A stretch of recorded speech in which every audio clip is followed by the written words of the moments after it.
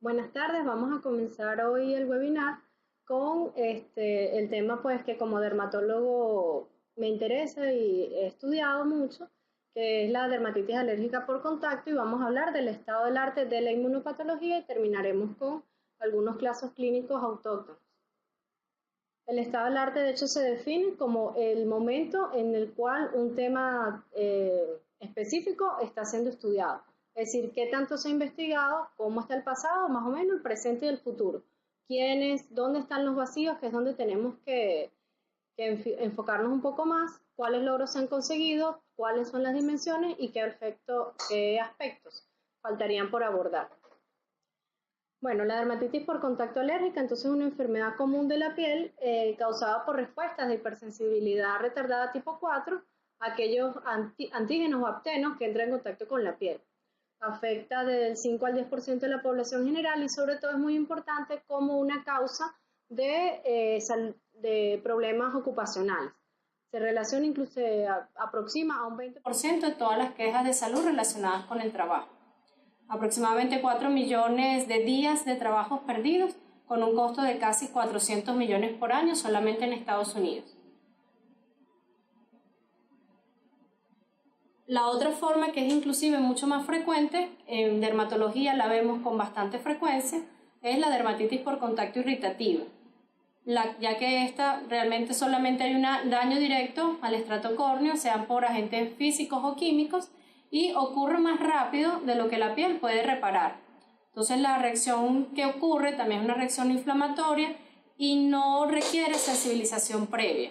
La susceptibilidad varía de acuerdo a las personas, pero dependiendo de la cantidad del irritante, cualquier persona pudiese finalmente desarrollar una dermatitis por contacto irritativa. No así la alérgica, que sí requiere otros factores.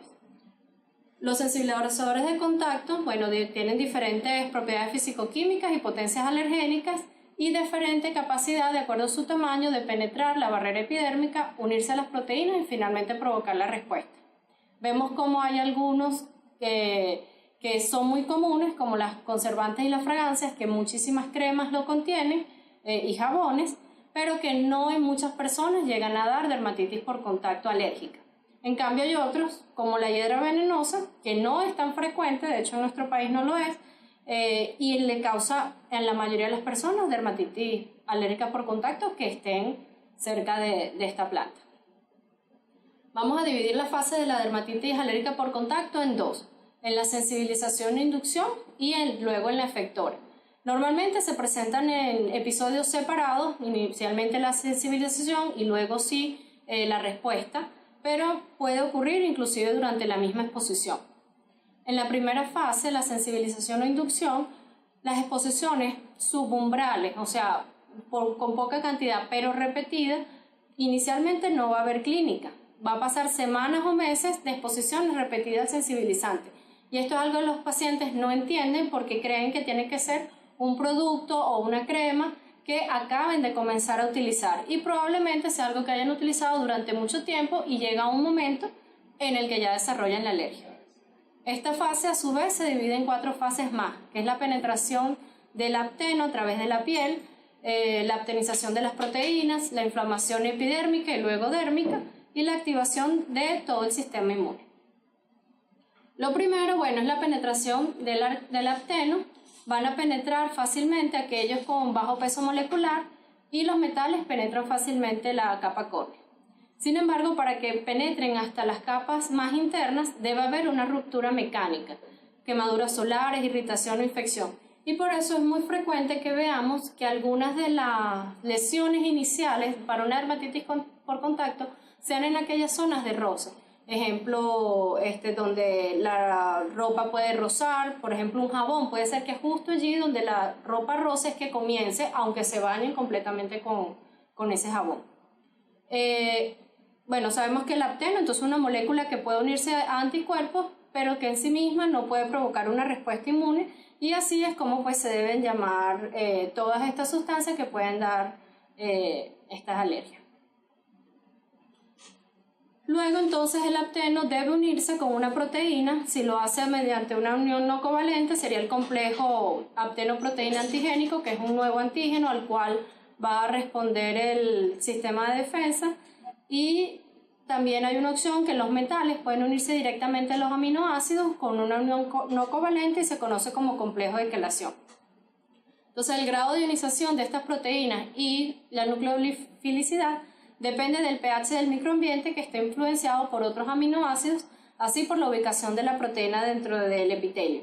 Y esto del pH es importante porque no siempre, o sea, un paciente puede estar utilizando el producto por mucho tiempo y justo cuando hay un cambio en el pH o aumenta, como dijimos antes, la irritación, es que entonces comienzan a aparecer la alergia. Hay aptenos completos que ya son directamente reactivos, pero hay otros que son proaptenos que requieren activación por parte del metabolismo del huésped, o preaptenos que tienen que sufrir un proceso de transformación química para realmente convertirse en un apteno como tal.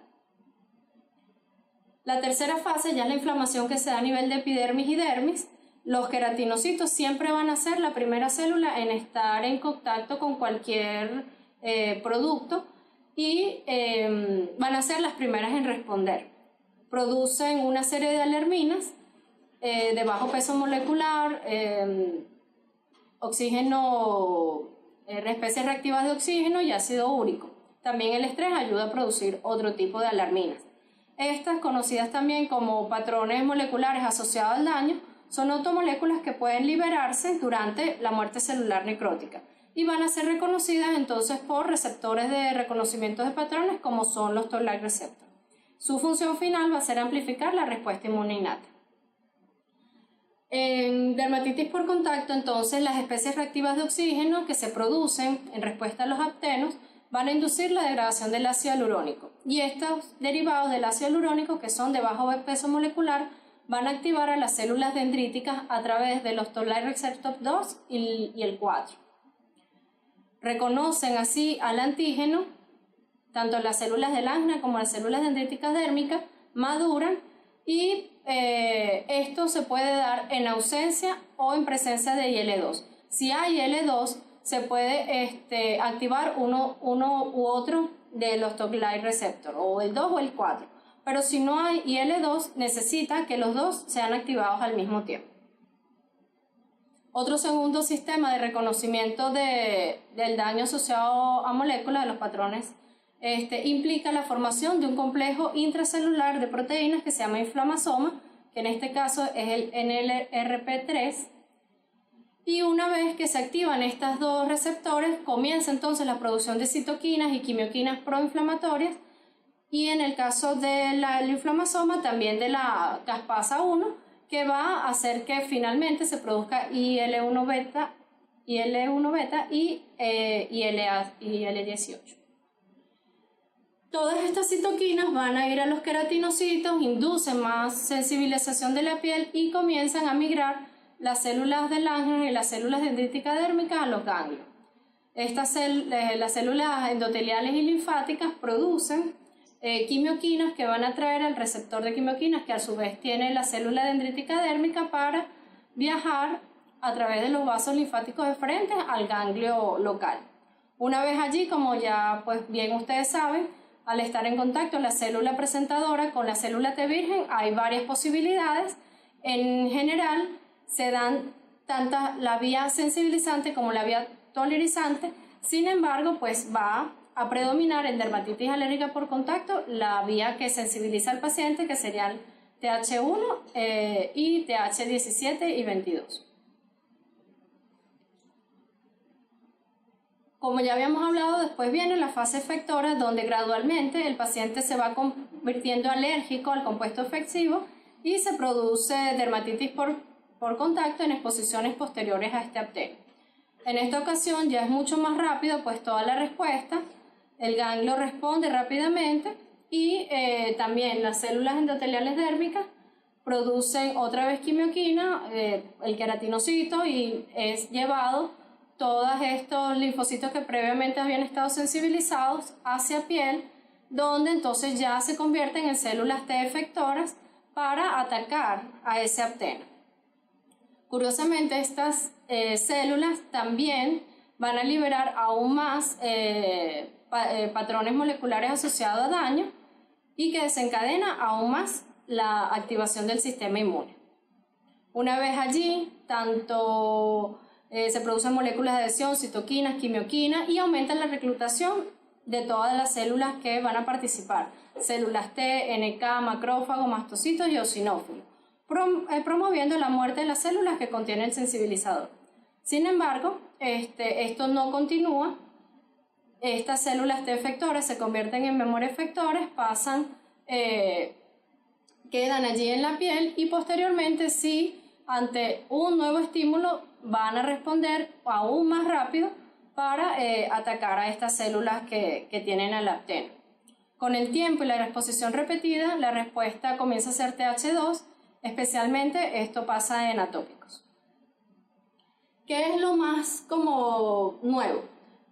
Se creía que pues igual las células de Langerhans participaban en toda la respuesta ante apteno, pero aparentemente no es así. Ellas lo que más hacen es tener una función supresora durante la fase de inducción y no en la fase efectora. Pero esto puede cambiar en presencia de patógenos, es decir, por ejemplo, en presencia de Candida albicans se ha demostrado que las células de Langerhans sí van a estimular a las células T memoria efectoras para promover la inflamación. Entonces, aquí nos da la importancia de que la presencia de un patógeno diferente y tan común como Cándida pudiese ser el gatillo para comenzar a desarrollar la alergia. Adicionalmente, los queratinocitos no solo van a responder inicialmente, sino que también producen otro tipo de citoquinas que van a ayudar a que se dé todo el proceso. Lo más nuevo o las futuras investigaciones de lo que sí hay muy poco escrito, lo vamos a ver ahora. Una de ellas que pues interesa mucho al dermatólogo es la barrera epidérmica como tal. Pues como todos sabemos, la piel es una barrera, nada entra ni sale a menos que ella lo permita, y eso es muy poco. La barrera está compuesta entonces por lípidos, factores naturales hidratantes y las uniones estrechas.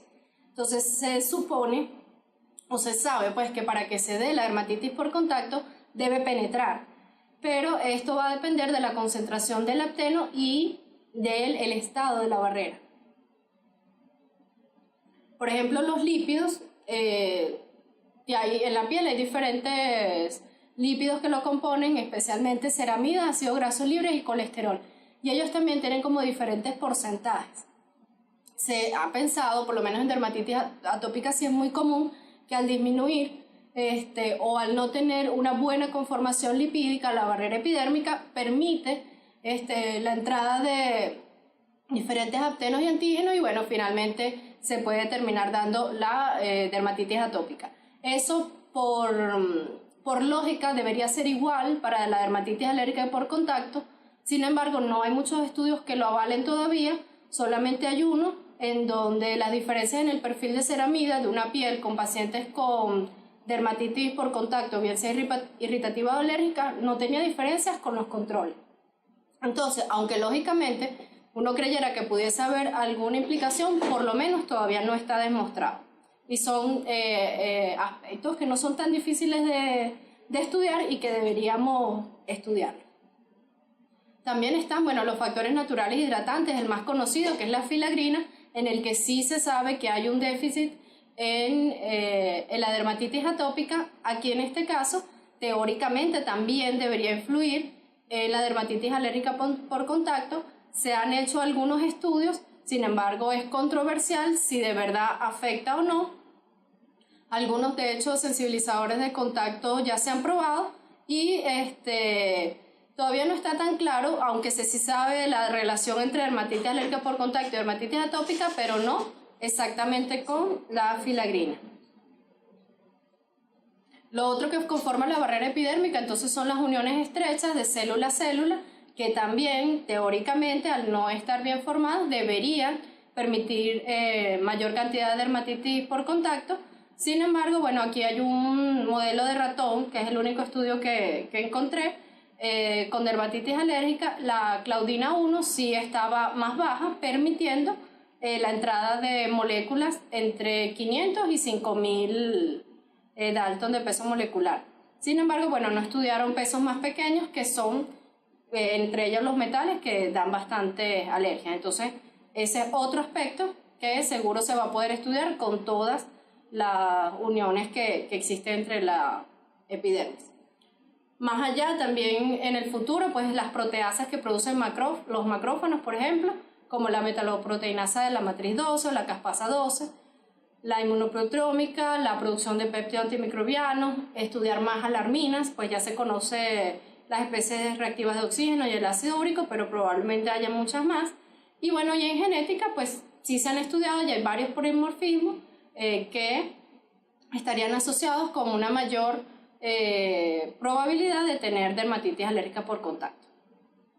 Desde el punto de vista ya de inmunidad celular como tal, pues también ya hay nuevas protagonistas, como las células 3 dendríticas epidérmicas, que se han estudiado ya para otro tipo de enfermedades dermatológicas, que es muy estudiada la psoriasis, las natural killer, las natural killer T, las células TH9 e inclusive los mastocitos, que también ayudarían al reclutamiento de más neutrófilos durante la fase efectora. Entonces, todo esto sería el futuro, donde nos explicaría aún más el por qué la sensibilidad mayor de algunos pacientes a tener dermatitis por contacto que otros. Hay algo importante que, bueno, es la asociación de dermatitis atópica y dermatitis por contacto. Sí se sabe que la prevalencia es significativa en pacientes que tengan dermatitis alérgica, que algunos agentes medicamentosos como la anolina o corticosteroides parece ser mayor en pacientes que tengan dermatitis alérgica atópica. El metal, después de las exposiciones tópicas, aumenta en pacientes con dermatitis atópica debido a la quelación comprometida del estrato córneo, y hay una mayor prevalencia en pacientes con dermatitis atópica de algunos actenos aerotransportados como las plantas y fragancias. Eso no está explicado por qué sucede. Ahora, la sensibilización por contacto ya del nivel experimental se reduce en pacientes con dermatitis atópica. El aumento de la exposición a productos químicos inmunomoduladores en etapas tempranas del desarrollo pudiese entonces predisponer a la enfermedad atópica, y los pacientes con dermatitis atópica están predispuestos, esto sí está como más demostrado, hacia la dermatitis por contacto irritativa. Es muy frecuente errores en la lectura de la prueba de parche para ciertos alergenos como metales en pacientes con dermatitis atópica. Vamos entonces a la parte más práctica, que son los casos.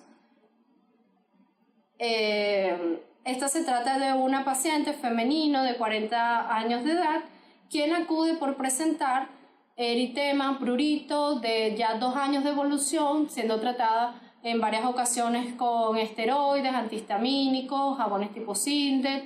O sea, había sido bien tratada, sin embargo, pues las lesiones mejoraban y regresaban. Ella presentaba estas pequeñas lesiones tipo placa eczematosas, eritematosas, muy pruriginosas, especialmente en cuadrante superolateral de mamas bilaterales, a nivel de axilas, a nivel de hipogastrio, principalmente, aunque presentaba en algunas ocasiones prurito en algunas otras áreas. Acude a la consulta. Me impresiona una dermatitis alérgica por contacto, decidimos colocar pruebas de parche. La lectura ya definitiva a las 96 horas está positivo para metil-isotiazolinona, la mezcla de metil-isotiazolinona con ya 3 cruces.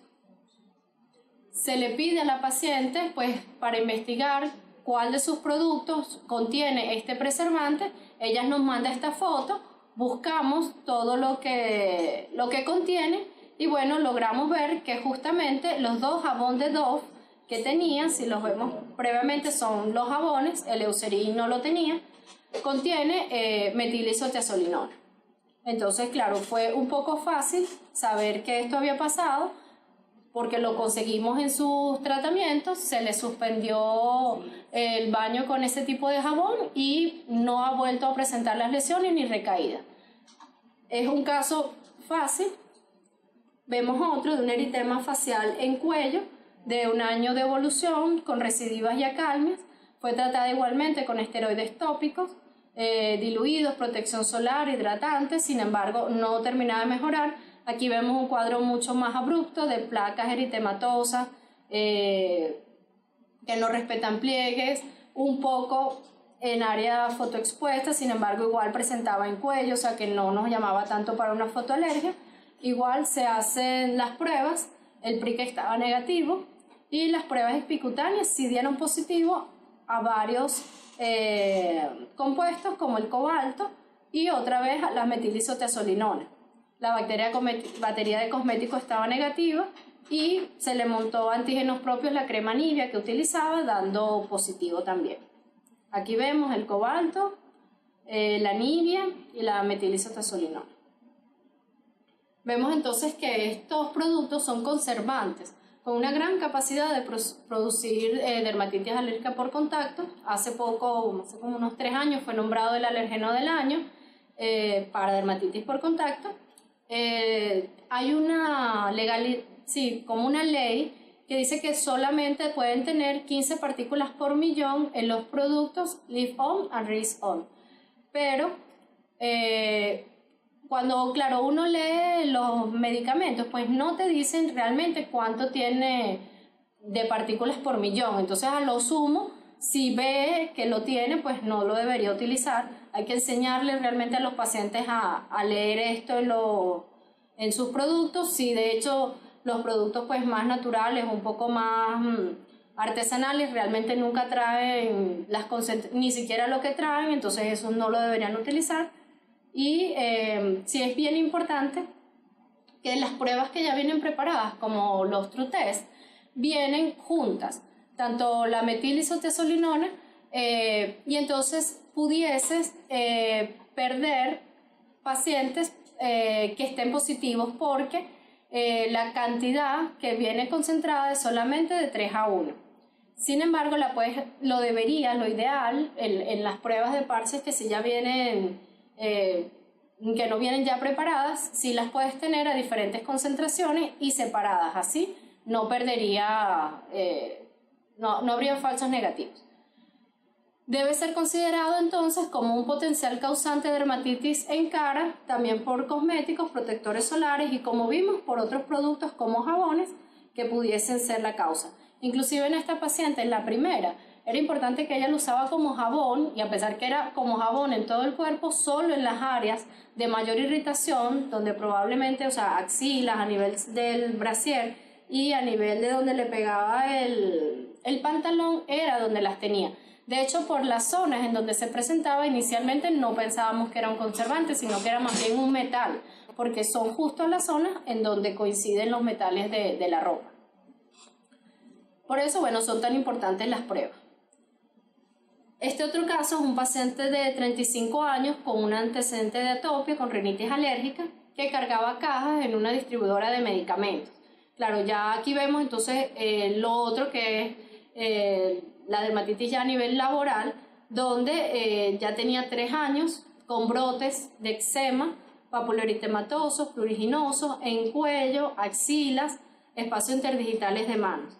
Siempre que haya espacios interdigitales de manos, pues para los dermatólogos un llamado de atención hacia escabiosis, sin embargo estaba negativo el directo. O sea, no era una escabiosis, y él refería que estas lesiones eran por las cajas que él tenía que cargar, y claro, son cajas con medicamentos y pudo haber sido cualquiera de esos medicamentos, hasta la misma caja. Se hacen las pruebas de alergia. Las pruebas epicutáneas se hicieron con la batería base, batería de cosméticos y antígenos propios, porque él trajo el cartón de los que él tenía que cargar. En este caso, bueno, también salieron positivos varios compuestos, pero el más importante en ese caso fue las fragancias mix, Liral y las fragancias 2, además el cuaternio también estaba positivo. Entonces las fragancias también son bastante alergizantes, y eso es algo que pues se le tiene que recalcar a los pacientes, no solo pues la fragancia de un perfume, sino también todas aquellas cremas o jabones perfumados que, bueno, para hacerlos un poco más llamativos se les coloca estas fragancias, y hay cualquier cantidad. De hecho, lo que hacen pues las pruebas de parche es combinar en fragancias mix o en mix 1 o mix 2, diferentes componentes para probarlos todos juntos. Y que bueno, lo encuentra así en las baterías estándar. También hay algo importante, que las fragancias son frecuentes fotoalérgenos, o sea, es frecuente que se den fotoalergias con las fragancias, y también pudiese probarse. Este paciente no calificaba para eso porque no eran en zonas fotoexpuestas, pero son aptenos que hay que estar pendientes. El Quaternium 15, que también estuvo positivo, es un liberador de formaldehído, por eso el formaldehído también estaba positivo, y se utiliza también como conservante de una gran variedad de cosméticos. Allí lo importante es que no debemos hacer un diagnóstico a la ligera ni pedirle que lo cambien de trabajo antes de confirmar realmente a qué era alérgico el paciente, porque no era un problema de las cajas con las que él cargaba. Esta otra paciente es una señora de 32 años de edad que trabajaba en su casa y 10 días antes presentó un edema agudo en cara que involucró párpados, mejillas y labios con prurito intenso, malestar general, dificultad respiratoria, requiriendo tratamiento en emergencia. Sí tiene un antecedente de rinitis alérgica leve y consultaba porque, bueno, ya luego de este episodio de edema agudo, pues quedó una cerosis, descamación intensa en cara y cuello con prurito. En sus actividades, a pesar de que, bueno, era oficio del hogar, ella hacía manualidades con madera y usando goma para pegar y pintura. Entonces, claro, habían varios factores entre la goma de pegar, pintura, madera y todo lo que los oficios del hogar pueden utilizar, que pudiesen ser los desencadenantes de esto. En las pruebas epicutáneas, entonces se hizo la batería estándar de Martitor, otros antígenos, la batería de cosméticos y la batería dental. Fue positivo para resina epoxi con una relevancia actual. Vemos entonces que, claro, como ella hacía trabajos con madera y pegaba y además pintaba, pues sí, fueron entonces las resinas epoxi, que pueden ser aerotransportadas, que llegaron hasta la cara para producir sensibilización y finalmente la dermatitis por contacto. Entonces, estas resinas son derivadas de plástico, utilizadas en muchas actividades industriales, fabricación de automóviles, adhesivos, en odontología, materiales textiles, y en el hogar, pues en las gomas y en las pegas. Puede producir la urticaria por contacto o la dermatitis facial, porque pueden ser entonces aerotransportadas. Eso es algo que también no es fácil para un paciente entender, que algo que no tocó nunca su piel, sea su piel de la cara por lo menos, sea la culpable de la dermatitis por contacto, y por eso muchas veces ellos no lo sospechan. Fácil cuando pues la prueba da positivo, pero el sospecharlo no es tan sencillo al no ser primero algo que ya había utilizado previamente y sobre todo que no estuvo en contacto con su cara. Casi siempre que tienen alergia en cara sospechan mucho más de los cosméticos y bueno, de alguna crema que pueda estar utilizando. Este caso, otra paciente femenina de 50 años de edad, pápulas eritematosas en cuero cabelludo, muy pruriginosa, también en cuello y espalda, de 2 semanas de evolución. Desde los 30 años se teñía el pelo, por lo cual tampoco tenía que sospecharlo, pero refería previamente que pues sí, algunas veces había tenido ardor y prurito cuando lo aplicaba. Lo que pasa es que eso también es bastante frecuente cuando se colocan pues tintes de pelo, entonces no hubo nunca como mucha importancia. Sí tenía un antecedente de intolerancia a cosméticos y a bisutería, y aparte era atópica, que tenía rinitis alérgica e hiperactividad bronquial. Igual se le hicieron las pruebas de alergia. En el prick test pues dio positivo mezcla de oros ambientales y a los ácaros del polvo de casa. Y en las pruebas epicutáneas también se hicieron la batería estándar, se amplió con otros aptenos que pudiesen ser relevantes, y la batería específica de peluquería, por lo que refería a la paciente. Fue positivo para fenilendiamina, y en peluquería también para toluendiamina. Entonces, este compuesto es muy sensibilizante, utilizado comúnmente para los tintes de cabello y para los textiles. Ayuda a fijar el color, lo que lo hace más permanente, y aumenta el tiempo de duración del tinte en los tejidos. Tiene una relación cruzada con, como vimos, esta paciente que también tuvo estos compuestos positivos, y aunque no se aplicó la batería como tal de textiles, se alerta que el uso de tintes de este tipo en su ropa puede afectar. Entonces es difícil, y menos ahorita, pues saber qué tiene o con qué pintaron alguna ropa. De hecho, ni ahorita ni antes tampoco era muy fácil. Pero lo que sí se les pues, recomienda es lavar la ropa antes de utilizarla la primera vez. Este caso es un caso que pues duró mucho tiempo en evolución, 29 años, sin antecedentes de atopia. Desde los 20 años fue costurera en una empresa textil, luego fue asistente contable, pero tenía 8 años ya con erupción papular en brazos y en región facial. Si vemos, sobre todo a nivel de la frente, vemos como no solamente hay un eritema, sino que hay una placa ya liquenificada, también a nivel del lóbulo de la oreja, a nivel del cuello. Ella se le hacen unas pruebas de parche y sale positiva para sulfato de níquel. Ya desde las 48 horas estaba positiva, luego a las 96 permanece positiva, haciendo el diagnóstico definitivo de la dermatitis alérgica por contacto. Se le indica tratamiento, se le indica que no debe estar en contacto con el níquel. Sin embargo, no lo entiende o no nos hacemos entender, porque si ven en estas fotos control, aunque ella ya había mejorado, ella vuelve a tener otra vez las lesiones, pero vuelve a tener un zarcillo colocado justo en el área donde ha tenido lesiones. Tiene unas pulseras que también tienen níquel, aquí no está, pero el pantalón igual no estaba protegido donde va el botón, y realmente ella no había tenido las medidas completas para lo que tenía que tener, por bueno, ya haber resultado positiva al níquel. Vemos aquí, por ejemplo, abajo a la izquierda, a nivel de hipogastrio, e inclusive ella comenzaba a presentar otro tipo de lesiones a nivel de manos y pies, donde no generalmente está en contacto con la dermatitis con el níquel, e inclusive que son áreas para el dermatólogo muy sospechosas de escabiosis. De hecho, también se le hizo un directo estando negativo. Y todas estas lesiones son de dermatitis por contacto alérgica al níquel y se han descrito como tal. Bueno, aquí resalto las zonas donde lo tienen. Claro, es un producto altamente extendido en la vida cotidiana, por lo cual es difícil realmente estar sin él o aislarse, pero la paciente realmente no hacía ni el mínimo esfuerzo por evitarlo. Entonces, era imposible mejorarla y de verdad ha sido muy difícil el tratamiento. Es el alergeno realmente más frecuente y relevante, es más frecuente en mujeres. Y como les decía, como la dermatitis primaria por níquel, sí es en las áreas de contacto directo. Pero secundariamente, ya cuando ha pasado tanto tiempo, se propaga, puede ser en áreas asimétricas, pliegues laterales de cuello como lo tenía la paciente, muslos, brazos, codos y muñecas, y presentar lesiones semejantes a escabiosis. Entonces, es importante, por lo menos ya hemos visto, la escabiosis es una de las grandes simuladoras, igual la dermatitis por contacto, hay que realmente sospecharla para poderla diagnosticar.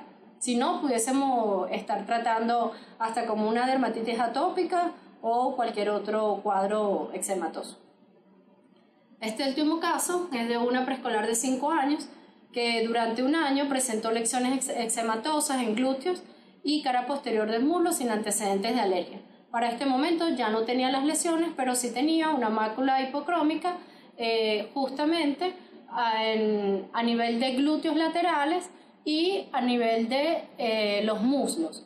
Si somos más cuidadosos, veremos cómo es la forma de un círculo, sobre todo en la imagen de la derecha, que se cierra justamente debajo de los glúteos de la paciente. Se hacen las pruebas, salió positiva al níquel, no se parcharon especialmente los plásticos, y aunque el níquel puede ser un componente de los asientos, también del inodoro, inclusive también se ha descrito lesiones similares en alergias a los pupitres.